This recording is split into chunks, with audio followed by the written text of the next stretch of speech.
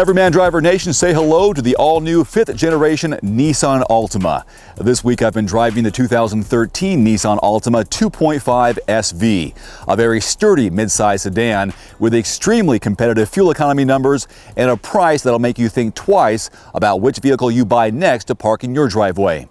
Let's get started. Under the hood, the Altima has a 2.5-liter dual overhead cam inline 4-cylinder mated to a continuously variable transmission, which according to Nissan is lighter, stronger, quicker, and more fuel efficient than the previous 2.5-liter design.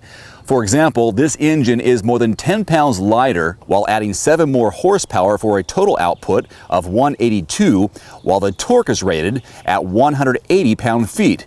It also now has an aluminum exhaust manifold cover versus a steel one, a more efficient starter motor, and thinner cylinder head walls. Now, Nissan is shooting for a best-in-class fuel economy number of 38 miles per gallon on the highway, which would be 2 better than a similarly equipped Honda Accord. It's also projected to achieve 27 miles per gallon in the city. Now, I've put a lot of miles on it this week, and I've been getting in mixed driving 31.5, so Nissan is right on track.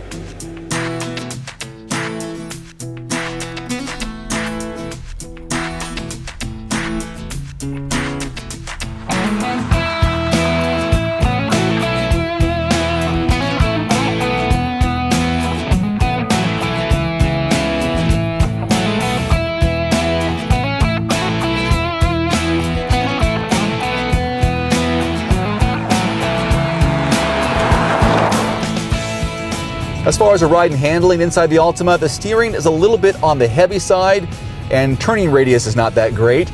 And it feels like I'm in a much bigger vehicle than I really am, which is to say it's very quiet and comfortable. No one's going to confuse this with being a sports vehicle, that's for sure. And some of that has to do with the CVT. So a little more on this transmission. Nissan says 70% of the parts have been redesigned, which along with a downsized oil pump, lower oil level and low viscosity oil results in up to 40% reduction in internal friction versus the previous design. The new CVT also features expanded gear ratio coverage with a lower first gear and higher ratio overdrive.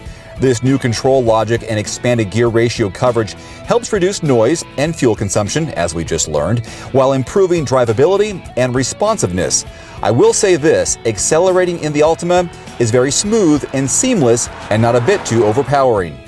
Apparently this is the next step in innovation. I'm sitting in NASA-inspired zero-gravity seats. According to NASA, the least fatiguing seats are those that come closest to a neutral posture. In other words, a relaxed position that the human body would take in a weightless environment. Apparently that's what you're in when you're inside the Altima. Utilizing a new articulated seat shape with continuous support from the pelvis to the chest and distribution of localized deformation characteristics, the zero-gravity Altima seats help reduce muscular and spinal loads and improve blood flow, thereby helping reduce fatigue over long periods behind the wheel. And seat surface perforations provide increased ventilation, breathability, and comfort. So I guess that means we're one step closer to being an astronaut inside the Altima.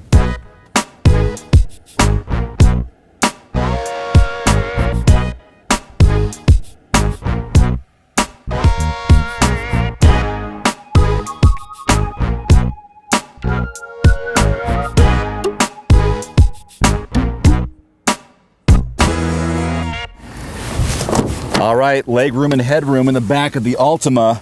And oh boy, there is a lot of room back here. This is extremely spacious, and I think this color scheme back here too creates the illusion of more space being light like it is. All right, I'm 5'11", as you all know by now, and this is the current position that I was driving in as the driver. And look how much space is between my knees and the back of the seat. This is phenomenal for a mid-size sedan, comparable to some full-size sedans, so this is great. Headroom is adequate, could be a little bit better, but sufficient for what I'm looking for. And overall, I think this is a very nice place to be. The seats, again, are very comfortable, and I like it. This is very spacious, and I would definitely sit back here for some road trips. All right, let's take a look at the cargo room and trunk space now. There are two ways to open the trunk of the Altima. You have a button here on the key fob.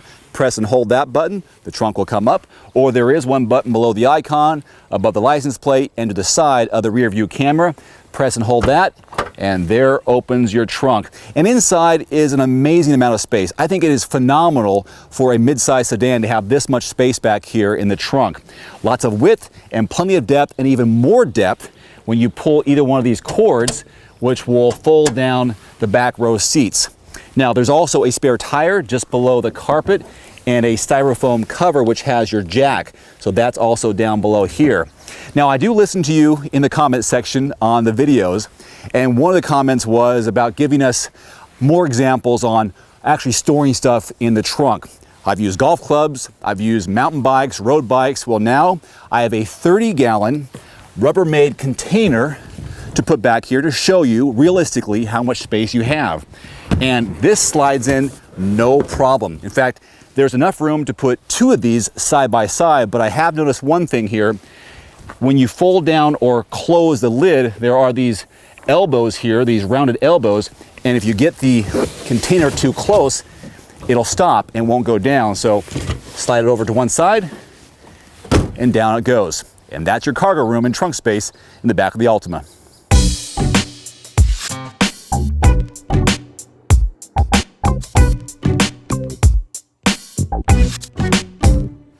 The beginning MSRP here in the 2013 Nissan Altima 2.5 SV is $24,100. I also have the convenience and navigation package, so what you see right here is $27,000. I think for everything you're getting, including the extras, that's a really good price. After all, you're getting excellent fuel economy, the ride comfort is great, and it's something you definitely want to test drive first because in the end, it comes down to your personal style and preference as the Everyman Driver. Until next time, I'm Dave Erickson. Thanks for watching. Hey, you received a Starbucks. What can I get started for you? I'd like to go with a Venti Java chip Frappuccino, please. Venti Java chip Frappuccino, what else? That'll do it. Okay, close number 516. Thank you. Thank you. I see these people on a weekly basis, sometimes twice a week for car reviews, depending on how many cars are at the Everyman Driver headquarters. And I can't believe it. No one ever asks me, oh, you're in a different car. So today we're going to ask them their first impressions. What's their first take of the 2013 Buick Encore?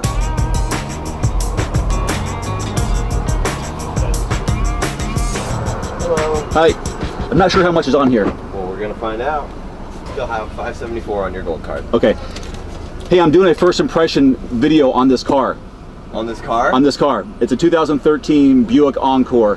What's your first take on this car? Be honest. My first take on this car? Yeah. It looks pretty nice. It looks kind of small compared to what I would usually drive. Mm-hmm. Just a little shorter. I'm getting a Chevy Equinox, which is really similar in shape. Yeah. So. And it's really good on fuel economy, the Equinox. Exactly. Yeah. I think it's 28 city. Mm-hmm. My stepdad just got the new 2013 one, and it's 30 in the city. That's really good. Yeah. That's really good. Yep. They say this is a 5-passenger vehicle, but I can't imagine five adults being here. Little kids, yeah. Little kids? Or teenagers who don't mind being squished. Exactly. No, that had more room than the 89 Dodge Lancer we had growing up. Yeah. I would love that compared to that. Agreed. Agreed. Doing 3-week road trips. Yeah. 89 Dodge Lancer, no thank you. Thanks, man. Have an awesome day. You too. So there is Kai's first take of the 2013 Buick Encore, and I think he nailed it. Yeah, it's a little small, a little short, and when I asked him about if this is big enough for 5 people, he said, yeah, if you have, teenagers in the back, but he liked it. He thought it was pretty cool. So there you go, your first take.